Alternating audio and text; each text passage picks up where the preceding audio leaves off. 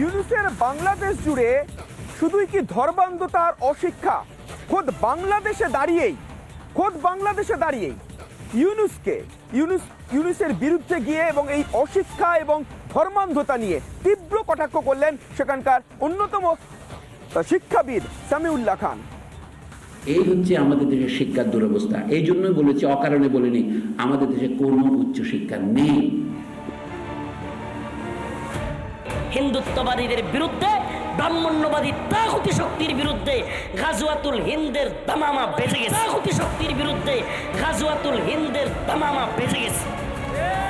শিক্ষা, সম্ভ্রম, বিজ্ঞান মনস্কতা, ইউনুসের বাংলাদেশে এসবই এখন অতীত। পদ্মাপাড়ে ইউনুসের আশকারায় এখন শুধুই জামাতি আর মৌলবাদীদের দাপট।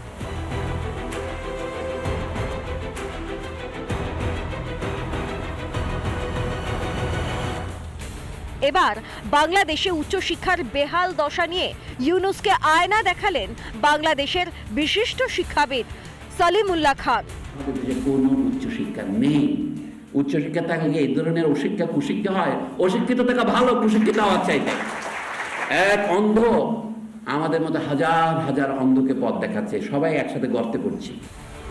অশিক্ষাই বটে, না হলে যে মুক্তিযুদ্ধের চেতনায় ভর করে এত দূর এসেছিল বাংলাদেশ, সেই ইতিহাসকেই কিনা ভোলাতে মরিয়া ইউনুসপন্থীরা।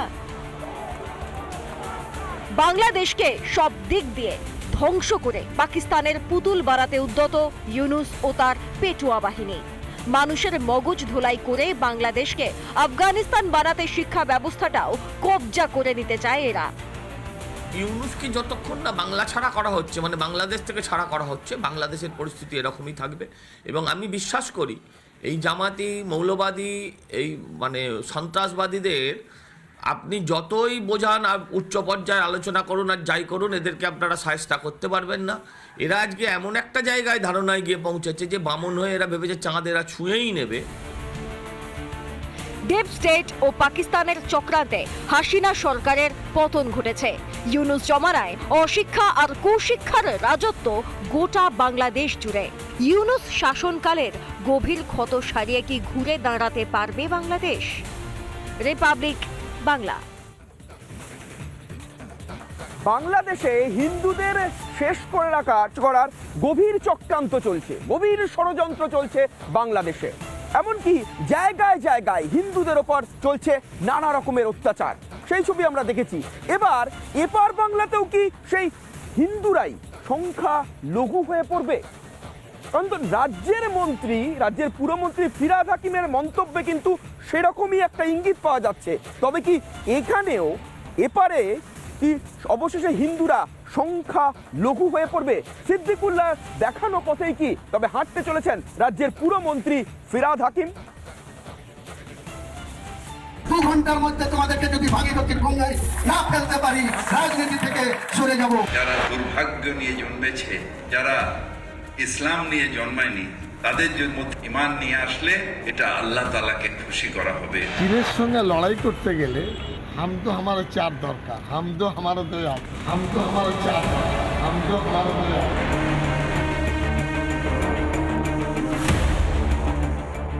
এই কথা পাকিস্তান, আফগানিস্তানের মতো দেশের নেতা বললে মানা যেত, কিন্তু বাংলার মাটিতে দাঁড়িয়ে রাজ্যের মন্ত্রী ফিরহাদ হাকিম এমন কথা বলেছিলেন না। দলনেত্রী কোনো আপত্তি তোলেননি, তাই এবার আরও এক কদম এগিয়ে গেলেন মন্ত্রী মশাই। এবার আর দাওয়াত নয়, দ্রুত ভারতের সংখ্যাগুরু হয়ে ওঠার বার্তা দিলেন তিনি। मगर हम अपने आप को माइनॉरिटी नहीं सोचते हैं, हम सोचते हैं अगर अल्लाह की रहमत है हमारे ऊपर, अगर तालीम हमारे साथ है, तो हम एक दिन मेजॉरिटी से भी मेजॉरिटी हो सकते हैं। কিছুদিন আগেই বিধানসভায় দাঁড়িয়ে রাজ্যের আরেক মন্ত্রী সিদ্দিকুল্লাহ চৌধুরী বলেছিলেন হাম দো হামারে 4। আর শনিবার ফিরহাদের জনসংখ্যার ভিত্তিতে সংখ্যাগুরু হওয়া একটা জিনিসেরই ইঙ্গিত করছে, ভারতকে ইসলাম রাষ্ট্র করে তোলার চক্রান্ত চলছে।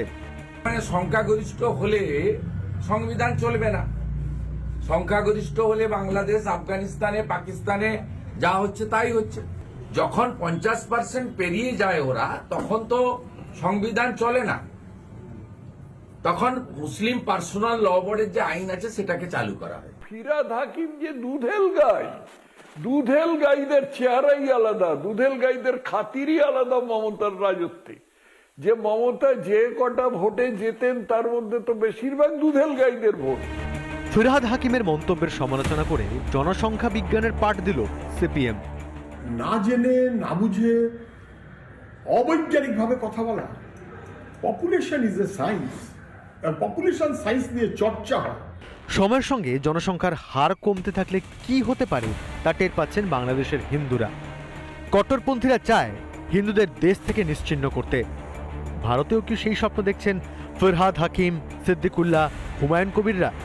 শুধু জনসংখ্যা দিয়ে নয়, জনবিন্যাস বদলেও সেই পথেই এগোতে চাইছেন তারা। রাষ্ট্রের বিরুদ্ধে এই গভীর চক্রান্ত কি দেখতে পাচ্ছেন না মমতা বন্দ্যোপাধ্যায়? নাকি দুধ দেওয়া গরুর লাথি খেতেও প্রস্তুত মুখ্যমন্ত্রী? রিপাবলিক বাংলা। নানা ধরনের কন্টেন্ট দেখার জন্য লাইক করুন, শেয়ার করুন আমাদের ফেসবুক পেজ, সাবস্ক্রাইব করুন আমাদের ইউটিউব চ্যানেল। পাশাপাশি অন্যান্য ব্রেকিং নিউজের জন্য অবশ্যই চোখ রাখুন রিপাবলিক বাংলায়।